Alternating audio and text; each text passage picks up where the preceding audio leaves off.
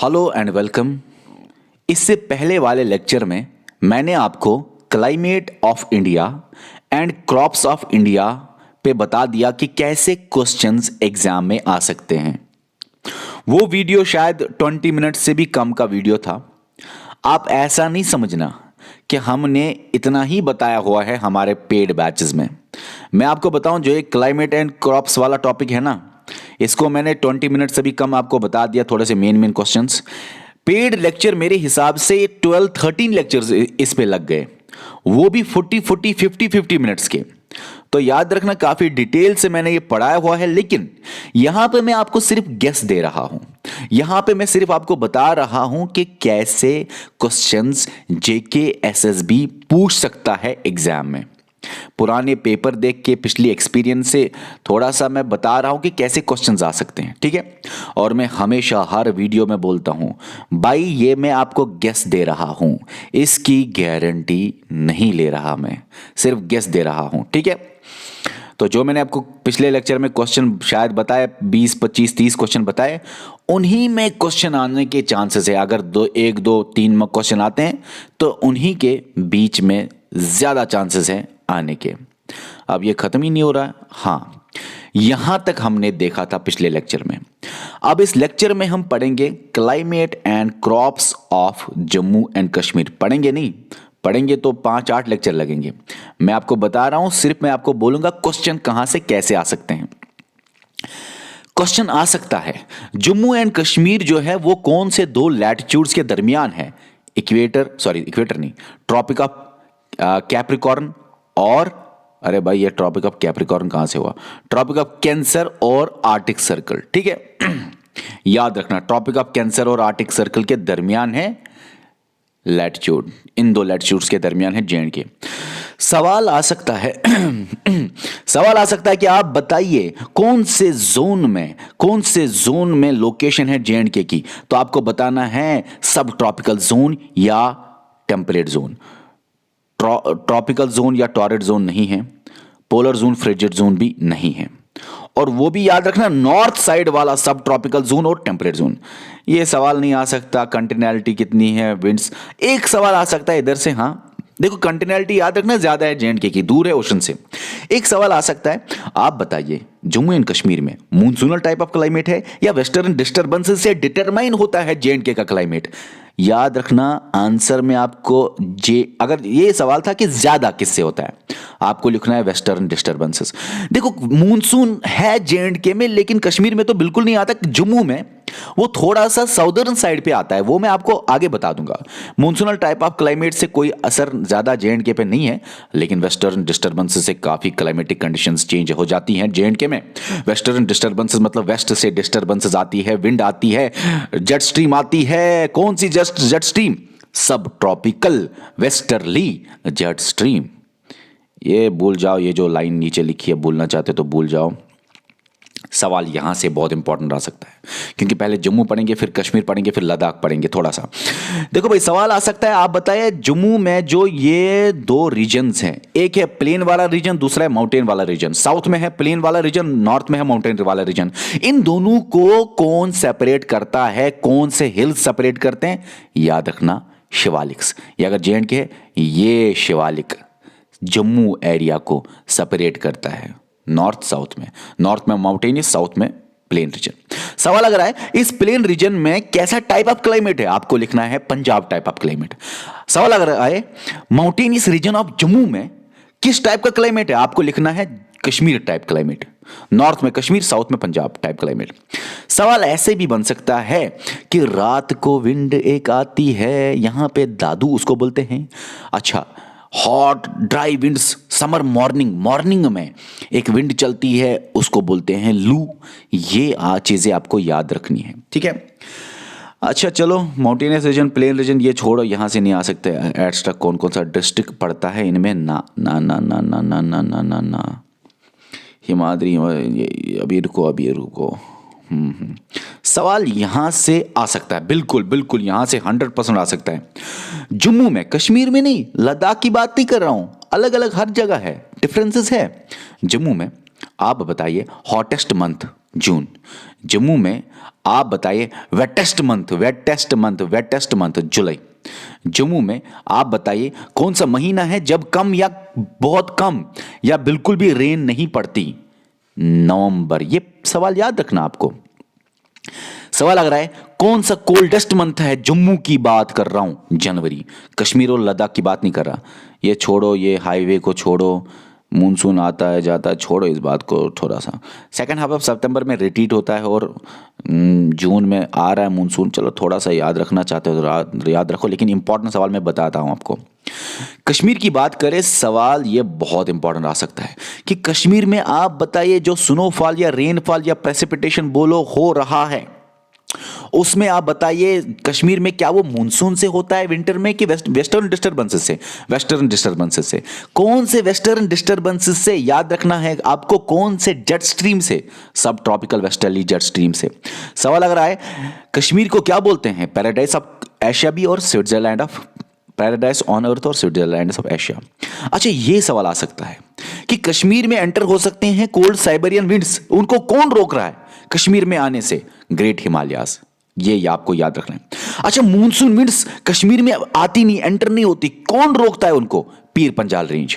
कश्मीर पीर पंजाल से यहां पे ग्रेट हिमालयाज के बीच में होता है ये। अब सवाल ये भी आ सकता है सीजन कश्मीर के कौन कौन है? अब सीजन कश्मीर के कौन कौन से है? ठीक है, जनवरी सबसे कोल्डेस्ट मंथ होता है, ठीक है ना। स्प्रिंग में ये वेटेस्ट मंथ्स होते हैं। जुलाई हॉटेस्ट है, याद रखना, याद रखना। जून इधर हॉटेस्ट। मैंने बोला ना डिफरेंसेस है हर जगह पे। जो कश्मीर की बात है वहां पे हॉटेस्ट कौन है? जुलाई, ये याद रखना। अक्टूबर में सबसे ज्यादा ड्यूरेनल रेंज ऑफ टेम्परेचर होता है। मॉर्निंग और दिन और रात का टेम्परेचर में काफी डिफरेंस। ये सवाल भी आ सकता है कि कश्मीरी सीजन्स बताइए। स्प्रिंग को सोंत बोलते हैं, समर को रेतकोल बोलते हैं, इसको ये बोलते हैं, इसको ये बोलते हैं, इसको ये बोलते हैं। सवाल आ सकते हैं। जम्मू के सीजन्स असल में 3 ही है, विंटर, समर और मानसून। ये याद रखना, मानसून रेनी एक ही है जम्मू के सीजन्स की अगर बात करें। हाँ, ये भी सवाल आ सकता है। एंडिंग जन में चलाई कलान होता है 40 डेज के लिए। एंडिंग जन में खत्म होता है 40 डेज के लिए, 21 दिसंबर से एंडिंग जन तक। ओके। और चलाई खर्द जो होता है कश्मीरी सीजन 20 दिनों का होता है, 1 फेब से 20 दिन। ये याद रखना, सवाल आ सकते हैं। टोटल 70 डेज होते हैं सीवियर कोल्ड के। ये बहुत बहुत कोल्डी डेज है, कोल्डी डेज। क्या बता दिया मैंने, कोल्डी डेज। गलत है कि ठीक है ये? चलिए भाई, इंग्लिश मेरे को बिल्कुल नहीं आती। अच्छा, अब है लद्दाख। अरे नहीं आती है, आती है, मजाक कर रहा हूँ। अब मैं आपको इंग्लिश में पढ़ाऊँ क्या बीच में? नहीं, कभी नेक्स्ट लेक्चर में सिर्फ इंग्लिश करूँगा। अच्छा चलो, मजाक करने का थोड़ा मूड था, लेकिन आपका एग्जाम है, सॉरी। देखो भाई, लद्दाख जो है, लद्दाख की बात करूं मैं यहां पे, सवाल कैसे आ सकता है? लद्दाख में कोल्डेस्ट मंथ जन, हॉटेस्ट जुलाई, वेटेस्ट अगस्त अप्रैल। अगस्त भी और अप्रैल भी, ये इंपॉर्टेंट है बहुत, 2 मंथ्स। ड्राइएस्ट जुलाई, विंडिएस्ट जब विंड ज्यादा चलती है वहां पे मई। ये सारी चीजें आपको याद रखनी है मेरे भाई। अच्छा, coldest desert in India Ladakh है, ईस्टर्न साइड ऑफ जेएंड के लद्दाख है, इतना आपको पता है। हाँ, ये भी आप याद रखना, सियाचिन ग्लेशियर से लेके ग्रेट हिमालय रेंज के बीच में लद्दाख पड़ता है। बाकी तो इंपॉर्टेंट नहीं है, सीजन्स लद्दाख के उतना इंपॉर्टेंट नहीं आता वहाँ पे। हाँ, एक बात है तो ड्यूरेनल रेंज बहुत है। ड्यूरेनल मतलब डे नाइट का टेम्परेचर का डिफरेंस बहुत है। और याद रखना, लेह में 9 month night temperature below freezing point होता है। कमाल की बात है बहुत। तो यही बताना है। अब ये तो बता दिया। अब क्रॉप्स इन जेएंड के, आई डोंट नो यहाँ पे पेड लेक्चर में मैंने इधर क्या इमेज डाली हुई थी, मुझे नहीं पता। चलिए अब कोई बात नहीं, हम तो आपको गैस ही दे रहे हैं। तो वो तो पेड लेक्चर में खाली यहाँ पे है ना, अभी मैंने ये देखा, नज़र नहीं पड़ी, ध्यान नहीं गया इधर। तो देख लीजिए, कोई इमेज होगी वो मैंने एक्सप्लेन की होगी। अब crops in India, crops in J and K, याद रखना है आपको। सवाल आ सकता है कि एग्रीकल्चरल स्टेट है जेएंड के, एग्रीकल्चर पे पॉपुलेशन ज़्यादा डिपेंडेंट है और एग्रीकल्चर से 60% पैसा आता है। अब एक बात याद रहा, ये 60% पैसा एग्रीकल्चर से, जब मैंने ये देखा रिपोर्ट तो उसमें लिखा हुआ है 60% पैसा एग्रीकल्चर से over a period of time आया हुआ है, काफ़ी सालों से, डिकेड की बात थी वहाँ पे। तो पिछले डिकेड से 60% पैसा एग्रीकल्चर से ही आया है। तो आप अंदाज़ा लगा सकते हो कि एग्रीकल्चर से ज़्यादा पैसा आता है, एग्रीकल्चर पे ज़्यादा पॉपुलेशन, क्योंकि यहाँ पे देखो सेब है, अखरोट है, इनका काफ़ी बिजनेस होता है जम्मू एंड कश्मीर में, ठीक है। तो याद 80% पॉपुलेशन डिपेंडेंट है एग्रीकल्चर पे। अच्छा, इस पे भी एक कंफ्यूजन है बच्चों को, कुलगाम है राइस बाउल कि पुलवामा है, मैं क्लियर करूंगा, रुको भाई रुको, अभी इस पे भी कंफ्यूजन था। तो याद रखना है आपको, पॉपुलेशन ठीक है। अब अगर सवाल आए ऐसे कि आप बताइए सब ट्रॉपिकल या ह्यूमिड क्लाइमेट जम्मू कश्मीर लद्दाख में कहां पे है? जम्मू में। टेम्परेट या मॉडरेट क्लाइमेट कहां पे है? लद्दाख कश्मीर में। Cold arid Arctic type of climate, हालांकि आर्टिक सर्कल पे तो लद्दाख नहीं है, लेकिन क्लाइमेट मिलता जुलता है, तो याद रखना है लद्दाख। सवाल अगर आए दो फसली क्या होता है? दो क्रॉप्स को एक साल में मतलब ग्रो कराना। एक फसली क्या होता है? एक क्रॉप को एक साल में ग्रो कराना। दो फसली प्रैक्टिस कहां पे होती है? जम्मू में। एक फसली नॉर्मली ज्यादातर ऐसा नहीं कि हर जगह, डिफरेंसेस है जगह से जगह। और लद्दाख में दो फसली भी, एक फसली भी चलता है, ठीक है। अब ये भी आपको ये सवाल इधर नहीं आएगा, सवाल आ सकता है ग्रीन रेवोल्यूशन जेएंडके में आया कि नहीं? नहीं आया। Largest tulip garden of Asia कहां पे है? श्रीनगर में, ज़बरन माउंटेन्स पे, ये याद रखना। स्टेबल फूड कश्मीर में क्या है? सवाल आ सकता है राइस। सवाल आ सकता है सबसे प्रिडोमिनेंट फ्रूट इन जेएंडके, सबसे ज्यादा फ्रूट कौन चलता है? एप्पल। सबसे ज्यादा फ्रूट्स का बिजनेस और फ्रूट्स कहां पे उगते हैं? याद रखना, बिजनेस नहीं सॉरी, सबसे ज्यादा फ्रूट्स प्रोडक्शन कहां पे होता है? 50% होता है सोपोर में। राइस बाउल ऑफ कश्मीर कौन है? कुलगाम है। पुलवामा अनऑफिशियल साइट्स पे है। न्यूज चैनल में या अखबार में चढ़ने का मतलब यही नहीं होता कि वो नॉलेज ऑथेंटिक है। आप सबको पता होगा कि न्यूज चैनल्स पे कितना झूठ होता है, मैं तो खुद कभी देखता नहीं हूं, ठीक है, बहुत सारे लोगों को पता होगा। अब राइस बाउल याद रखना, राइस बाउल कुलगाम है। कोई भी ऑफिशियल सोर्स या गवर्नमेंट नोटिफिकेशन में ये नहीं है कि पुलवामा है। आया था न्यूज़ में आई थिंक पिछले साल, ना 2018 में शायद न्यूज़ में आया था 2-3 जगह, लेकिन बहुत ज़्यादा सोर्सेज देखे किसी ऑफिशियल सोर्स पे नहीं, कुलगाम था। अब कुलगाम ही आपको लिखना है मेरे भाई, कुलगाम ही आपको लिखना है। अब ये भी याद रखना, सवाल आ सकता है कि आप बताइए कल्टीवेटर का पैराडाइज को क्या मतलब कि कौन है कल्टीवेटर का पैराडाइज? सॉरी सवाल आ सकता है कि कश्मीर कल्टीवेटर्स का पैराडाइज क्यों है? करेवाज की वजह से। यहाँ पे करेवाज जबरदस्त जमीन है इरिगेशन के लिए। ये छोड़ दो, सवाल इधर से भी सवाल आ सकता है, बहुत इंपॉर्टेंट है। Largest area under rice cultivation, याद रखना सबसे ज्यादा एरिया जेएंडके का राइस के अंदर है, कल्टीवेशन के अंदर। राइस खरीफ क्रॉप है, ये याद रखना। कुलगाम पुलवामा तो मैंने आपको। राइस बाउल ऑफ कश्मीर कौन है? बता मुझे। राइस बाउल ऑफ कश्मीर तो कुलगाम है, लेकिन राइस बाउल कौन सा डिवीजन है? जम्मू कश्मीर के लद्दाख कश्मीर? ये तो मैं आपको पढ़ाने लगा, लेकिन मैं सवाल ये मुझे लगता है सारे इंपॉर्टेंट है, इसलिए मैं आपको इस तरह बता रहा हूं। मेरे को लगता है कि सारे इंपॉर्टेंट है। अच्छा, सवाल अगर आए कि ऐसा कि आप बताएं राइस बाउल ऑफ जेएंडके, तो आपको लिखना है कश्मीर, ठीक है। अगर सवाल आए कि बासमती राइस कहां पे सबसे ज्यादा ग्रो होता है, तो आरएसपुरा में, याद रखना आरएसपुरा एक जगह है। जेएंडके लीडिंग प्रोड्यूसर है किसका? सैफरॉन का। आप बोलोगे सर राइस का लीडिंग प्रोड्यूसर है? भाई लीडिंग प्रोड्यूसर का मतलब बाकी स्टेट से ज्यादा प्रोड्यूस करता है। राइस तो पंजाब में, यूपी में इतना ग्रो होता है कि आप बताएं आपको। अच्छा, सैफरॉन का एक्सपोर्ट होता है, गोल्डन हार्वेस्ट इसको बोलते हैं। बहुत सबसे ज्यादा एक्सपेंसिव क्रॉप जेएंडके का कौन है? सैफरॉन। अच्छा, सैफरॉन और स्पेन में कंफ्यूजन हो गया था एक बार बच्चों को, याद रखना बच्चों। स्पेन की जैसी क्वालिटी सिर्फ सैफरॉन की कश्मीर में है।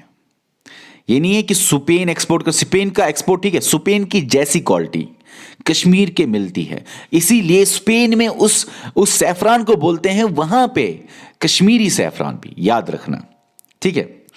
और स्पेन की क्वालिटी कश्मीर से काफ़ी मिलती है। मोस्ट एक्सपेंसिव क्रॉप है, ये तो मैंने बता दिया। सबसे ज़्यादा मार्केट में पहले कौन आता है सीजन के बाद, विंटर के बाद? स्ट्रॉबेरी। अब ये भी आपको याद रखना है कि ये नहीं, मुझे नहीं लगता legislature conservation act, coat act, वैसे इसमें टाइम भी लगेगा। बाकी ये इंपॉर्टेंट उतना नहीं है। भाई बहुत इंपॉर्टेंट सवाल है, सबसे इंपॉर्टेंट सवाल है इस टॉपिक का।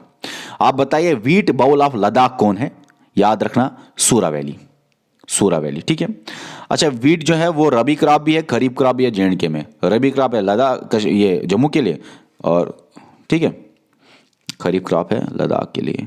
सवाल नहीं आ सकता इसमें से। नीचे आ सकता है सैफरॉन में कैश क्रॉप है। पांपोर में सैफरॉन सबसे ज़्यादा उगता है। ये पांपोर नहीं भूलना मेरे दोस्तों, पांपोर में सबसे ज़्यादा सैफरॉन का कल्टीवेशन होता है, ये याद रखना। हॉर्टिकल्चर से याद रखना कि कश्मीर के कौन कौन से फ्रूट्स है ऊपर ऊपर से।